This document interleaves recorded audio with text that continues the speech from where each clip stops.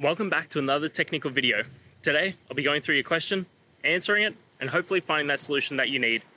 Guys, remember to stay just a little bit crazy, just like me, and hopefully find that resolution you're looking for. Now, let's continue on to the video.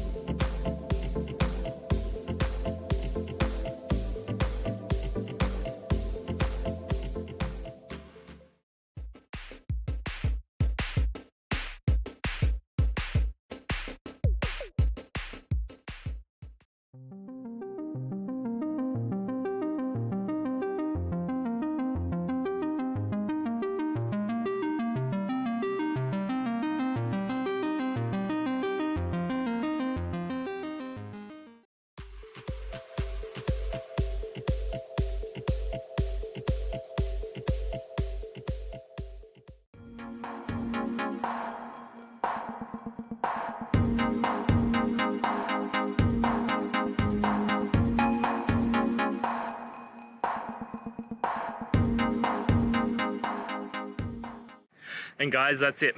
I hope this video has helped you and get you through to that resolution you needed. If it did, please, I'd appreciate it if you hit subscribe. Now, until the next time that you need technical help, I hope you have a good one. Cheers.